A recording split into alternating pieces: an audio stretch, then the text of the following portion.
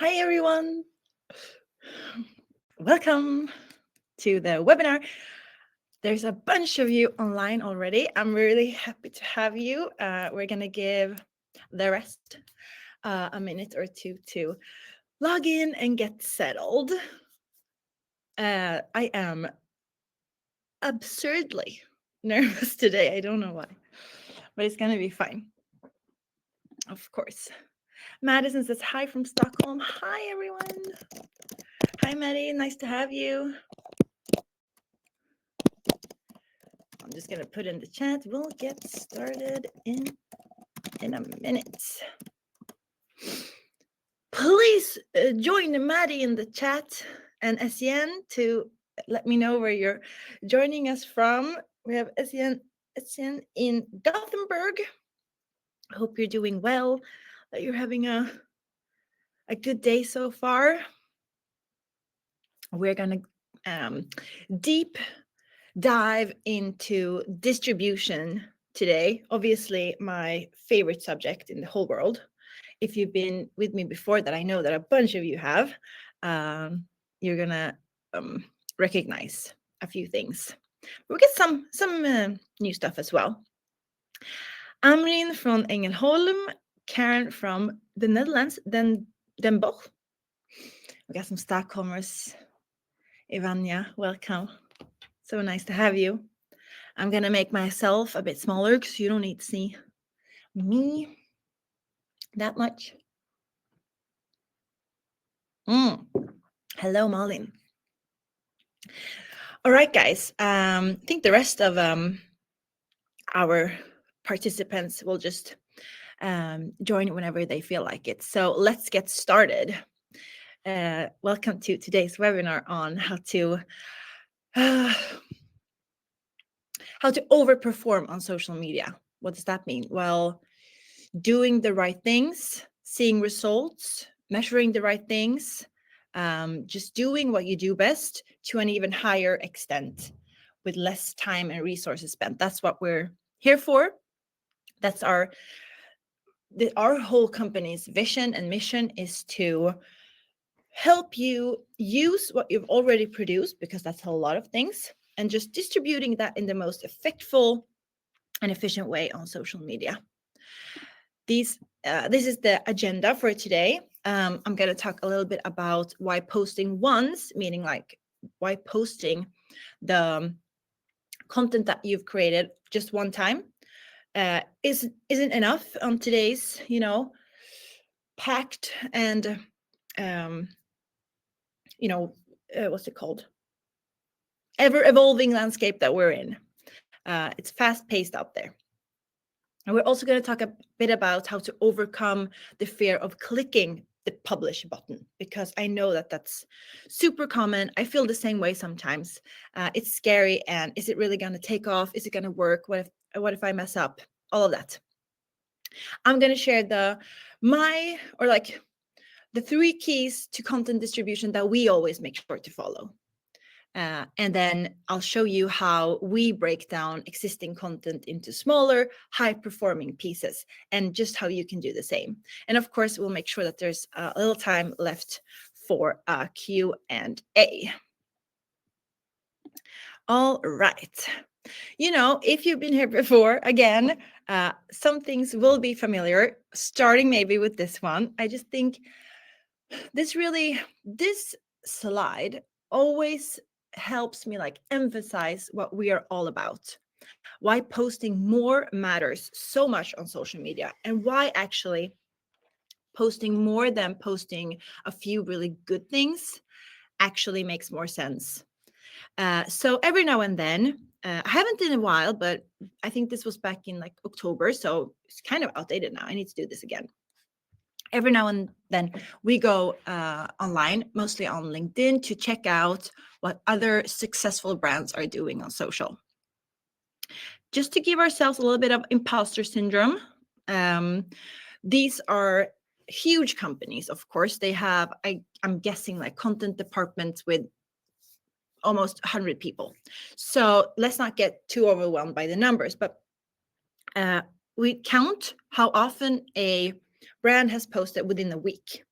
So we had Harvard Business Review posted during this week in October. They posted 289 posts.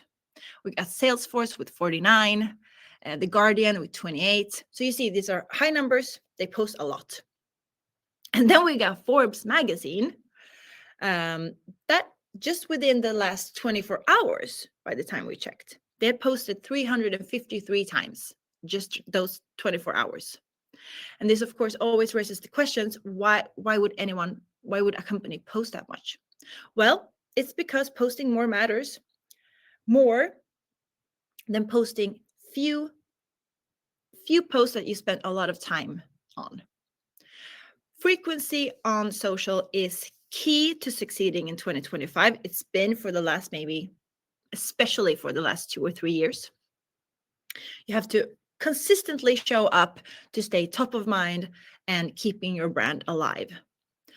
But before we talk more about what to post and how to create the post that you want to do, we're just going to set the scene a little bit by talking about what is content distribution and what do we mean when we say content distribution. Because, you know, if you're a marketer and you talk about your product or your company a lot, you become a bit like, you start to assume that everyone knows exactly what you're doing because it's in your head all the time. And that's content distribution for us, I'm guessing. Because every now and then I actually do get the question, like, people reach out after a webinar and they ask, what is content, like what is the content that you're referring to? And I think that's a good question. I think it's important that we just make sure that we're on the same page. When we're talking about content distribution, our content manager made this really nice distinction between distributing a piece of content and distributing content and messages that's within that physical object. So it's the process of sharing your content, your blogs, your ebooks, your videos, your case studies, your reports with your target audience through the right platforms and the right formats. It's not about just pushing out the physical content itself. It's not physical because it's online, probably. It's not about distributing just the report or the blog post, but all of the small messages that is within that post or like within that longer piece of content. I have some ideas or some examples to show you. So Maddie, our content manager, she puts together this really like educational, informative, longer piece that is called, I think in this scenario, it was called how to like cut costs in enterprise content marketing. And within that long piece of text, there are so many small messages that we can just reiterate and use and transform into single posts on their own. So this post had a quote from our CEO, Peder Bonnier. So I had him read that quote outline, film that, and just shoved it in the tool. Of course, we're going to mention StoryKit a few times today because we're just marketers, right? Then I take the headline and turn that into a small, quick little snippet with just the headline and what to expect if you decide to read that article. And then I make a promotion post that has a bit of a longer, I like make sure to use the actual article and put that in the text post. And then I'll just accompany that with a short snippet with Maddie, the writer, because, you know, people like to watch people. So there's like an eye-catching, eye-grabbing frame with her. And then I make sure to use a text post to talk about any, you know, I just grab a paragraph under a subheadline in the article and I turn that into a text post itself. Then I make a longer one. That's the fourth from the left.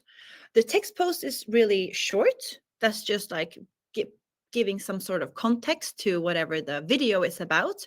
And that has the whole like key takeaways and the summary of the article. And then I can do that again, the fifth from the left, but use text post again even more. And the reason that I'm actually making sure that you get a whole idea, or like that you actually get all of the key takeaways and the summary from an article, sometimes both in the text post and in the video, or just in the video, is because, and we're going to talk a lot about this today, we're treating social media as its own place that people go to find information. So we don't have to make anyone click their way all the way to an article to consume the whole thing. We're making sure that we're being just as educational and informative and perhaps entertaining as we are in the article. We're doing that on social instead. And then the last one with my face on it is that I also took a little quote from our CEO, but I asked the question out loud to the camera, which is also kind of eye-grabbing because, again, people like to watch people. So this is an example of how we have distributed the key messages within a content piece on social so that people can scroll, consume, and probably keep scrolling without engaging. But if you saw our webinar from maybe a month ago, we talked a lot about how engagement actually is secondary to view time. So we're focusing on view time and just reach this year. So this is what we always say, that marketers, we have obviously 20 different hats on our head. We don't want to start from scratch. We use what we have. So all of these videos come from an article that has already been written, and then we distribute them on social in a way that people prefer to consume content on social media. Another example that our content manager added in an article about this is this one. So Wizowl, I think they're called, they publish every year a report, video marketing statistics from 2024-2023, the state of video marketing. It's a long read. It's they ask thousands of marketers how they use video, why they don't use video, what kind of videos they're making. It's a really nice piece that gets published in end of every year. And you see here that the whole article is the little picture on top, but all of these, graphs and diagrams and quotes from that report, those are also small content pieces. They can choose to just publish one a day for as long as they want to. So that's content distribution, not distributing the physical object, physical content piece, but the messages within a longer piece. So I think we got that clear now. I hope so. And this all goes back to what we're talking so much about these days, is that social media used to be a display window. Think of brands like, if you remember, Lad Bible or BuzzFeed. They used Meta, Facebook, 10, 15 years ago in the best possible way. They just added thumbnails or short funny snippets or links, and they just used Meta as a display window to get people to their website. And they were huge. They had millions and millions of followers because that's how we used to consume content. We saw something funny and then we left Meta. Facebook, Instagram, LinkedIn, they all discovered pretty quickly, or after a while at least, that if we keep pushing these pieces with high engagement, but the pieces that just drives people away, they're going to leave our platform. That's like, why would we do that? And then they just started actually just down prioritizing everything that had a link on it. And we'll talk about this in a bit further on as well. But these brands, they became huge on social because they were funny and they were provocative, but they drove people away. And this is still how a lot of brands and companies still treat social media. Oh, we've written this really nice piece of a report. We're just going to publish that and expect people to find it. That doesn't work anymore. That's for sure. And this is what we're going to use today as our fuel to start doing content in a different way. So let's just, before we talk more about algorithms and display windows, let's check out these 3 keys to successful content distribution. I actually added an emoji today, which I think is fun.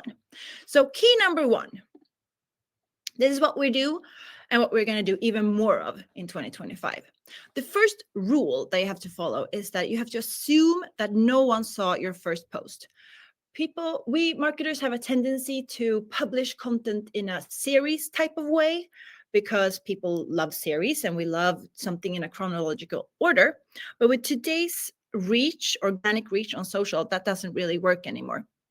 So whenever I publish something like, this is how you cut costs in enterprise marketing, by the time I'm doing my next post, I have to reiterate that message.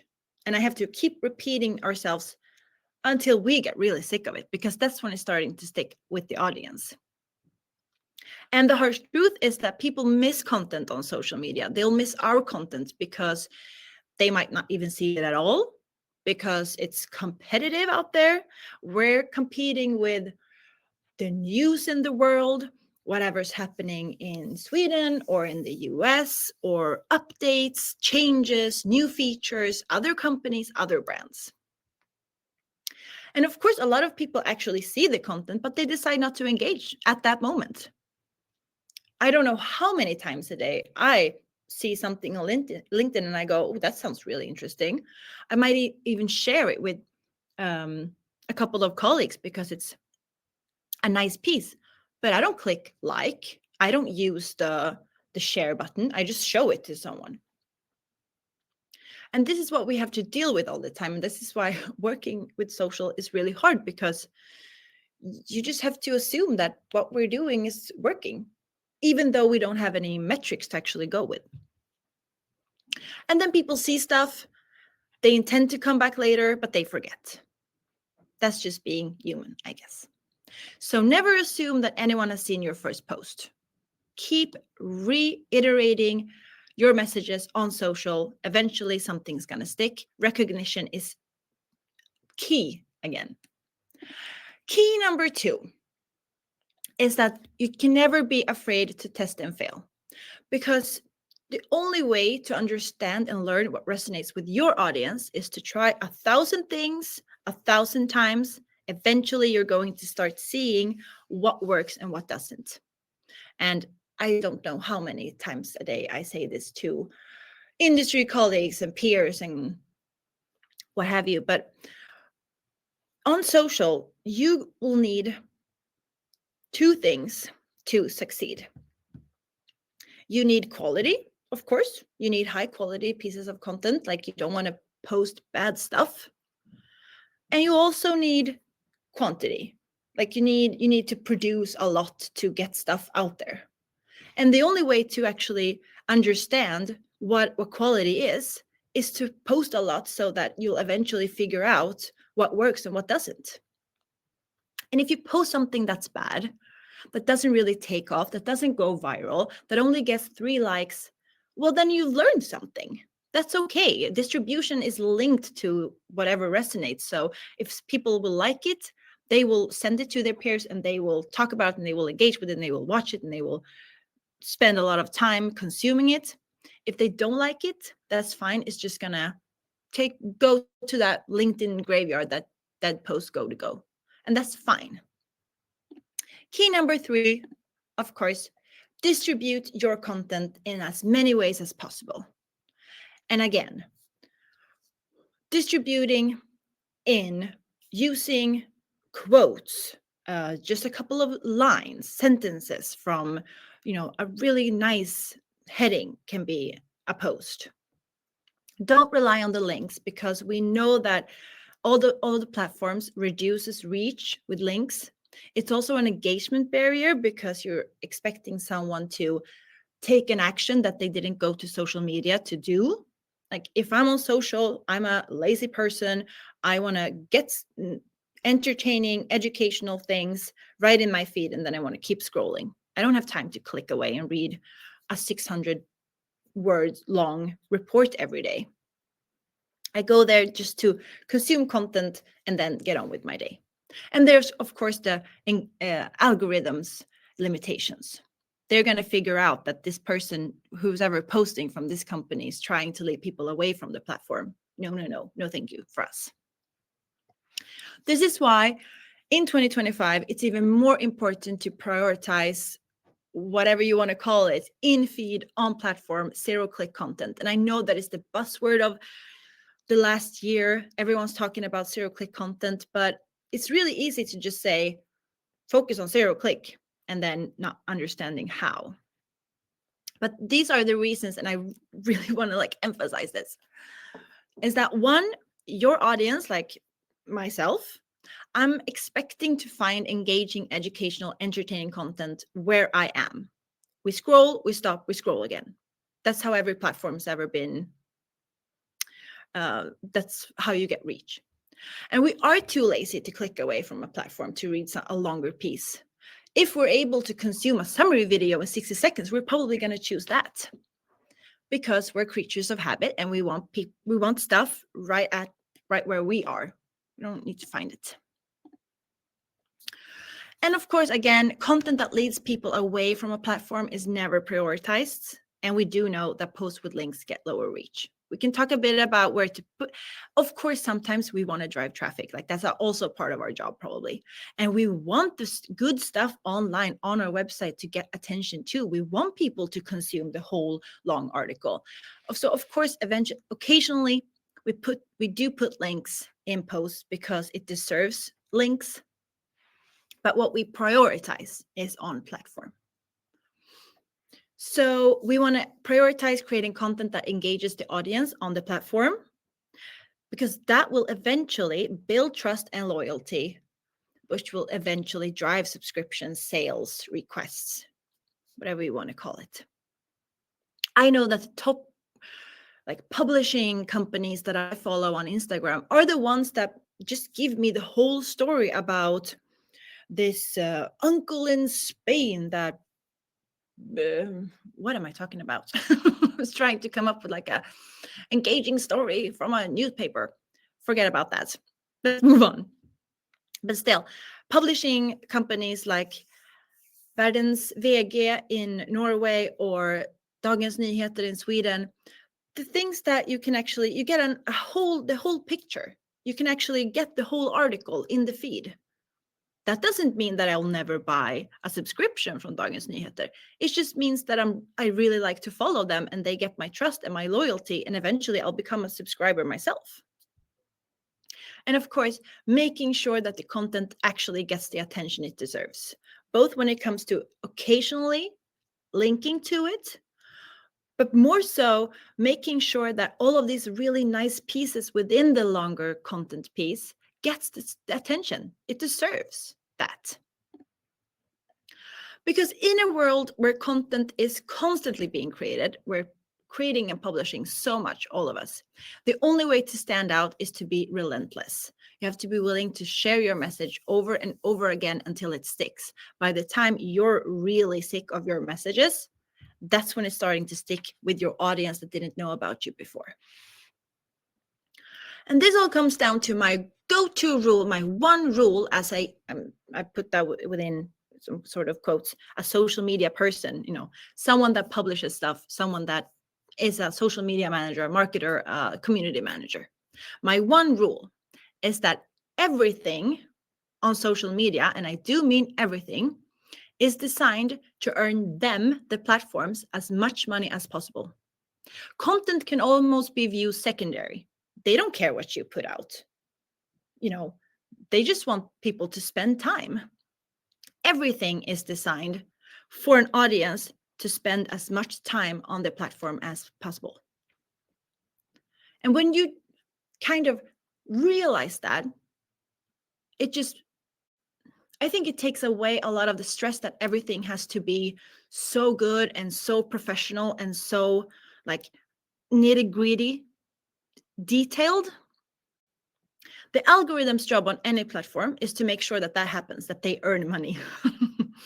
It's their whole business model. That's why they prioritize volume and frequency above anything else. You can post this really well-produced, expensive, agency-brought video twice a year that you spend 50K on making. You can publish that twice a year, and that will probably get a lot of engagement. People are going to love that. But in between, if you don't stay active, the platform's just going to think that this is not a company that provides us the money that we want. So what should we do in between? Because volume, pushing out a lot of content means more things for the audience to consume, and more things to consume means that they will spend more time on platform, meaning that the platforms earn more ad revenue. It's making them money. So just keep reminding yourself that whatever you decide to post, I'm not saying post bad stuff, but post whatever you want, because it's already been made. You have it on your website. You've written that article. You've made the report. You conducted the interview. Put it out there. There's no such thing as posting too much if you're a company. Organic reach these days, I don't know, what is it, 2 to 3% of your whole following? Make sure to keep pushing, publishing, so that eventually you will reach 5%. If people like it, they're going to stay, they're going to consume it, they're going to get an idea of who you are and what you do so well. Keep posting. Don't be afraid. I'm not saying 353 times a day like Forbes. You don't have to do that. But you can post every day. You can post twice a day. 2 weeks ago, I did this little experiment on my own, because I know that we still meet a lot of business, like industry colleagues and peers, other marketers, our users, some of them. And we still hear that, well, my manager only allows me to post twice a week because he or she is so afraid that we're going to bore our audience out, or that's going to lower our reach because the platform is going to consider that spam. No. If Forbes can publish 300 times a day and still have 18 million followers and still show up in my feed because I follow them, that's not true. So a couple of weeks ago, I decided to double the number of posts. I usually do 1 to 2 a day. So that week I made, I think it was 15 posts. Following increased, reach increased because more posts means more visibility, meaning more reach. And engagement rate was up 1%.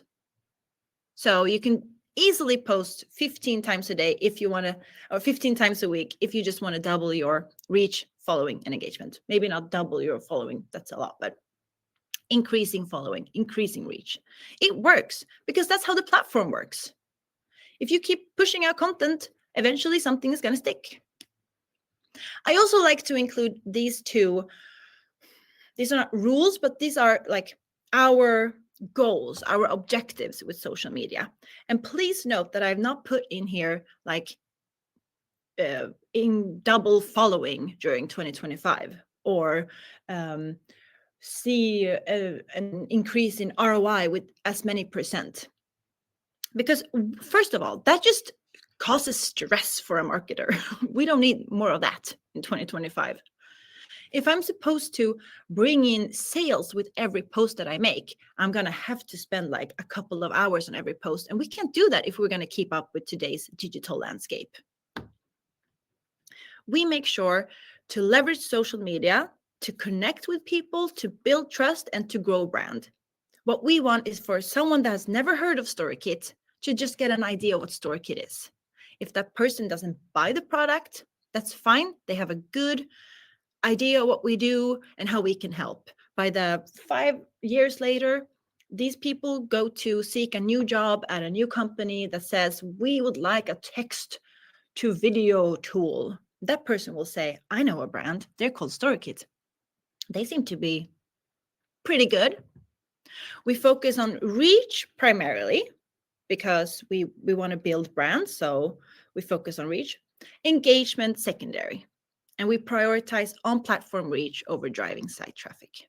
Because if people see 17 of our posts that just, educates them or entertains them, eventually they're going to find our website. They're going to Google us by the time they're ready to buy something.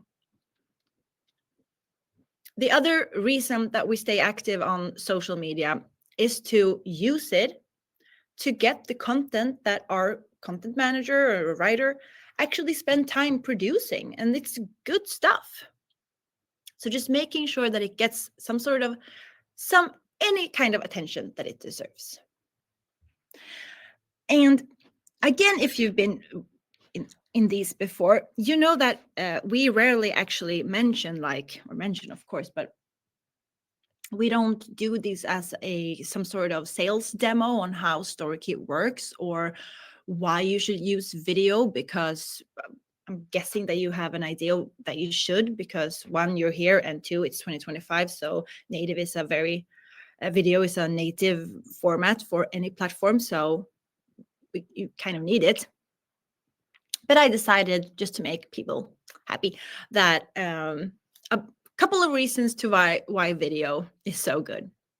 Well, the first one, for us at least, is that it breaks down every story, like how to cut costs in enterprise marketing, into a number of mini stories, which gives us a lot of content to publish and to stay active on any platform. Videos are great because they can be entertaining.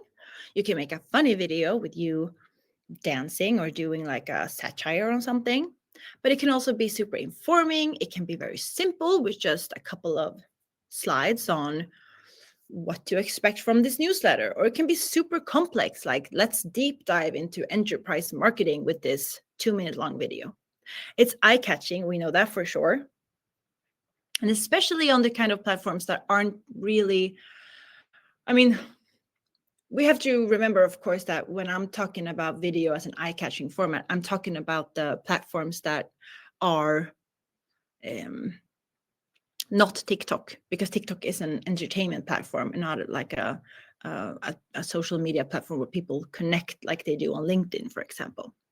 But of course, it's eye-catching. You use all of the senses. You can use both vision and hearing, and it's so much easier, especially if you're a StoryKit user, to push your brand in a very natural way. You'll have your logo, your fonts, your colors. People are going to instantly see that this video comes from Arla, or this video comes from Volvo or StoryKit or any company that you like. And it's good for any platform, because every platform these days are video first. That's just how it works. So now you know why you should go with video. Starting now, I thought that I would show you what I mean with, like, I want this to be as actionable as possible for you guys, because it's so easy for anyone to go on a webinar and say, well, you should really consider doing like engaging stuff online. Yeah, thanks. I know that's what I'm really trying to do, but how do I do it? So when I go on here and I say, you should really transform what you have, then I'm guessing you would like examples. So today I've actually included a bunch of our own videos so that you get to see what we do and what works for us, and maybe that can inspire you to do the same thing. But this is where I'm going to be very non-salesy and say that this doesn't have to be StoryKit video. It doesn't really have to be video at all. Just from the idea that you have any piece of a longer piece of any type of content, let's say a case study, you can turn these into a really long text post, or a short video, or a long video, or just a picture with a really cool CTA. So I've chosen, and I'm actually going to show you the article or the case study that I am talking about first, so that you get an idea of what that is. So here we go, guys. This is the article. This is the case study with Canon. You know, I think they're mostly famous for their cameras. So this is a case study about how they're bringing emotion into products through the power of video. A Canon printer might not spark emotions on its own, but their content specialist, Åsa Törnqvist, is changing the game using StoryKit video to weave stories that stir feelings and foster understanding. So from this point of view, like if you just keep scrolling, this is a really long text. How am I supposed to turn this into video? How am I supposed to turn this into multiple stories? Well, what we do, let me show you the first one. So this is how Canon is. I've just taken the headline, or actually, this is where we've just taken this whole article and shoved it into the AI, and that provides us like a script with the challenge and the solution and the results, just in the same way that the article itself is built from the beginning. Then we got some quotes from Åsa. I see here that the text is over her head, so ignore that, please. But this is really just copy paste, letting the AI turn the text into a narrative that works for social media. So we have the almost the chronological order. The challenge that they have, the solution that of course StoryKeep provided because it's our case, and then whatever results they're seeing.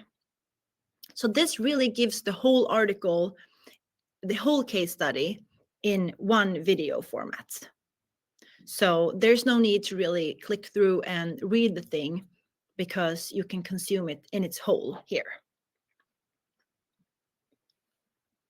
So I think this is about 1.5 minutes. And I know a lot of people feel like, oh, but how can I hold someone's attention for 1.5 minutes? Well, you can if it's a good article. I promise you. In 2023, our 2 best performing posts was a case study that was 1 minute in and I think 45 seconds long. And the other one was a webinar promotion snippet that was 10 seconds because they had different goals. So the longer, like the storytelling video with the whole case study, performed best when it came to brand awareness, and the shorter one performed best in click-through rates. Another one based on the same article, but just some small sentences copy pasted into this is a video, but this could also be just a long text post.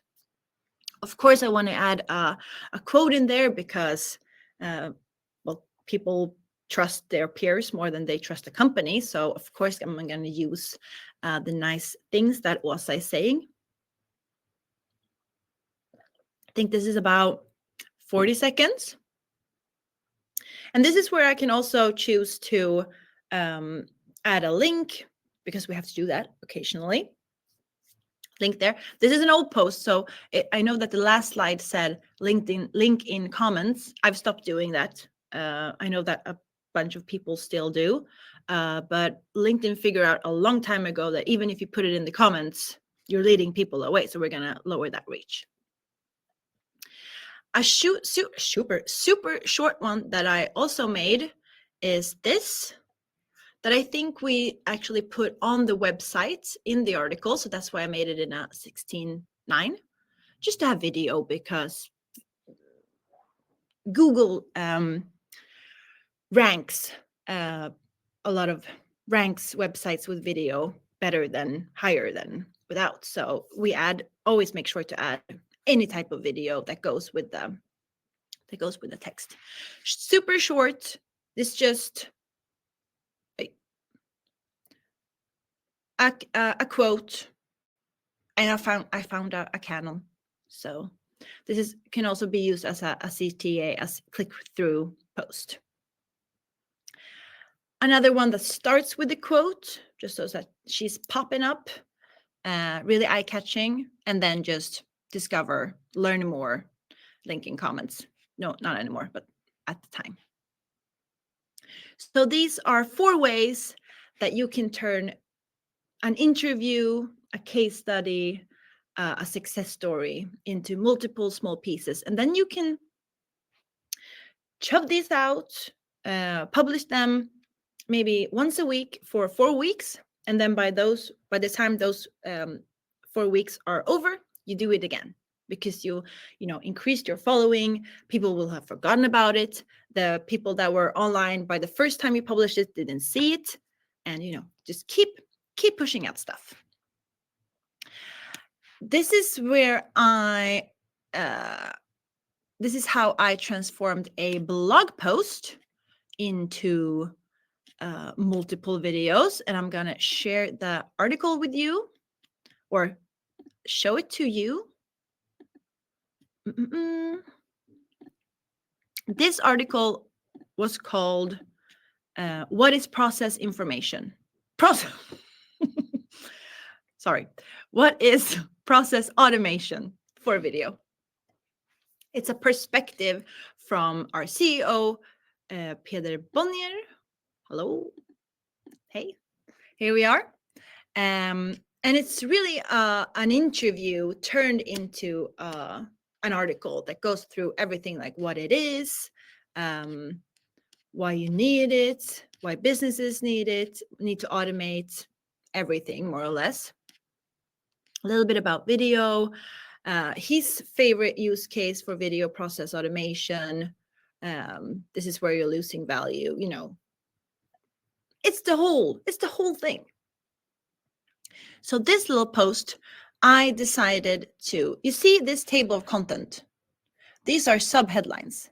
All of those can be turned into a video or any kind of post that you want.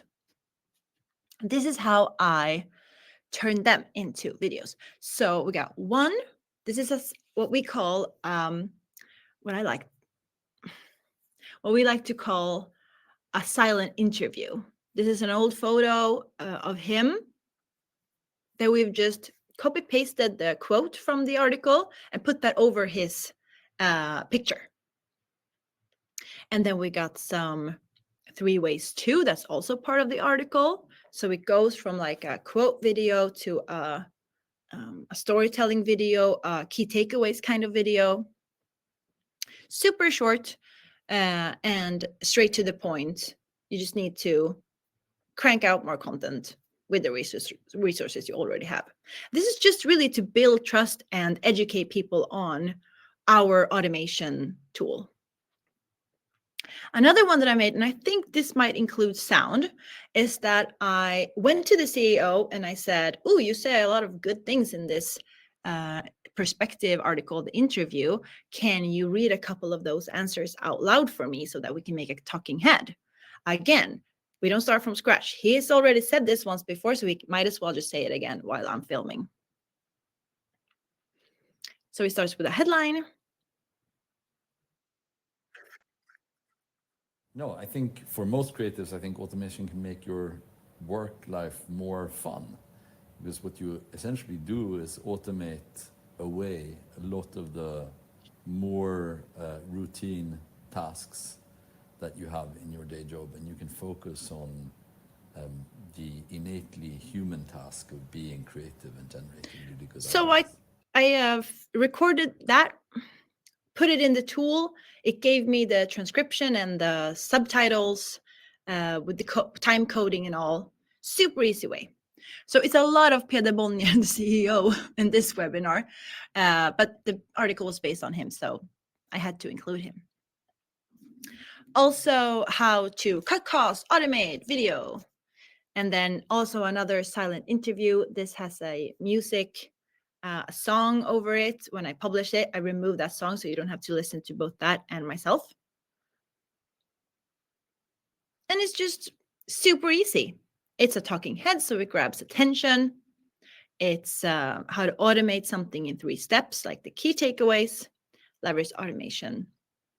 It's done in 5 minutes, so I don't know. I can't know before if that takes off or not, but I'll try. Then there's another AI made. This is used with an AI template. I think it's called the tutorial. So it gives you the how-tos straight away. It's 30 seconds. Maybe someone learned something when they consumed it. Maybe they hit that like button. I never know beforehand, so I put it out there and I see what happens. Super short, super easy. And a 5th one that starts with what the other video ended with.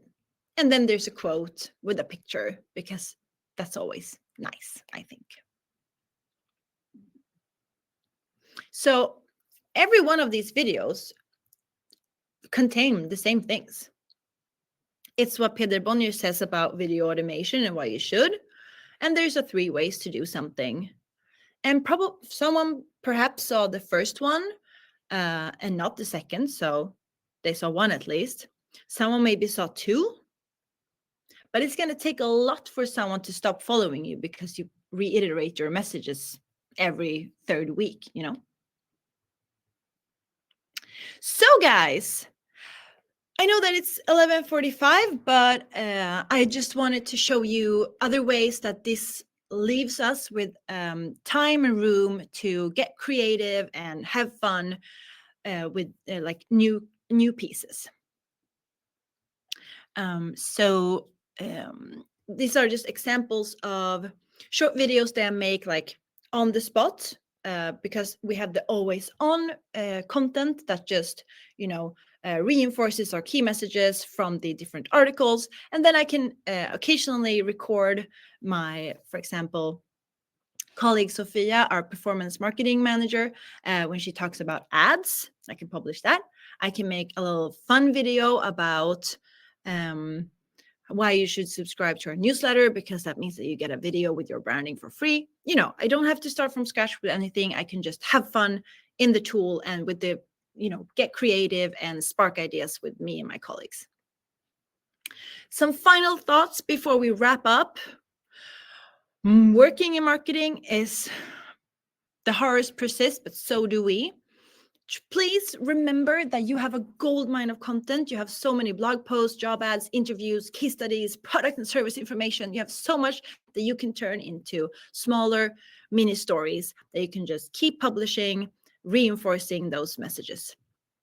It's not a display window. It's an ecosphere where you can build loyalty and trust by providing people the type of content that they prefer to consume when they're on social media. That will ultimately drive sales, subscriptions, whatever you're looking for. And video is the most native format to any social platform. Have fun with it. Don't overthink it. Be just part of the dialogue and learn and do better and learn again and fail. And no one is gonna blame you for that. Keep trying.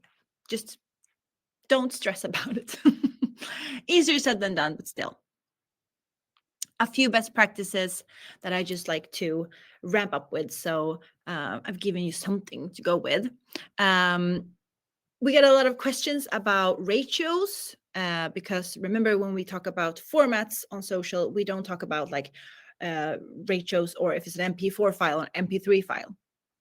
We talk about format as in ways to tell a story, like an interview, a quote is a format. 3 key takeaways is a format. We can talk more about that in another webinar.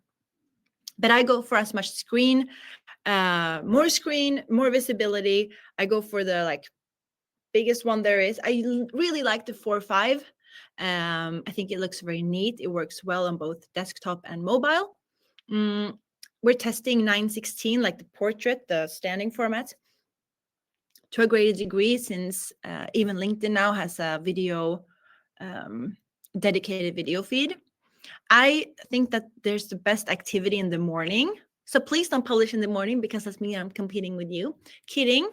I think that people are like in their best moods between 8 to 12. So that's why I try to publish the most.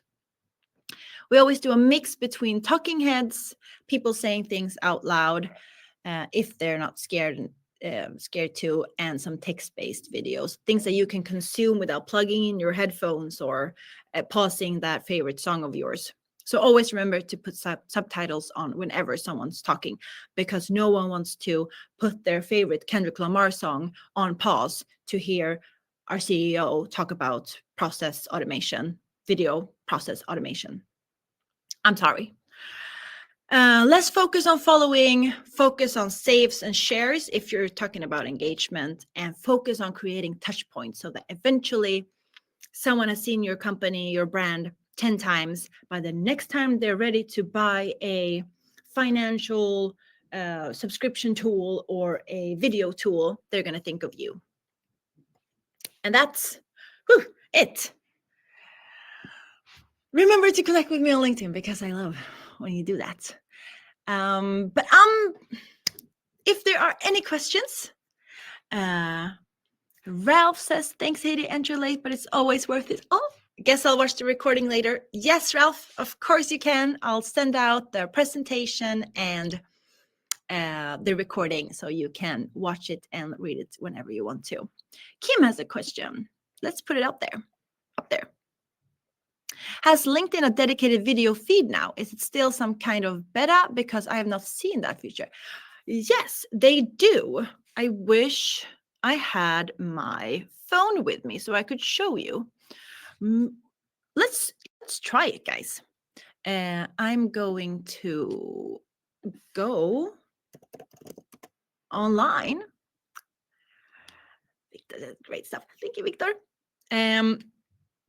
Let's see, guys. This is my LinkedIn. I'm not sure that it works like the same way on desktop, but if I click on a video, see, this one is from Alemia Sarakiner at Anemia. If I just scroll all the way here. Okay, I think that was a bit too short. When I watch a video on my phone, there is on LinkedIn, there is now a little thumb, like a finger symbol that does like this swiping motion. So when you're watching a video, you can actually keep scrolling to see more videos. Let's Kim, if you want to connect with me, and I'll show you what I mean. But it could, of course, be that it's not, depending on where in the world you are, that it hasn't been rolled out to the part of the world that you're in. But yes, they do have a dedicated video feed. Maybe we can see feed. Yeah, they started testing it in March. I'm reading online now. Yeah, but let's check that out. Another webinar for sure. Okay, guys. Thank you so much again for joining me, for joining StoryKit, for spending your valuable time here. I hope you feel inspired to just go out there and try things. Eventually, we'll learn just what works and what resonates with our audience. The only way to understand is to try a lot of things, many, many different times. I'll see you in a couple of weeks, 3 weeks from now. And I want you to take care and have a lovely rest of the day. And I'll be around for another minute if anything pops up. Thank you, Madison. Thank you, Malin. Thank you, Victor. Thank you, Ivania. Thank you for today.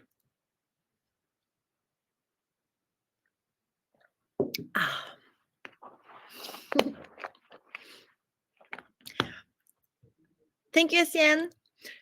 You know, I still see that there's a bunch of people online, so I'm just going to wait till people log out. No, okay, guys. I'll let you off the hook. Thank you for today.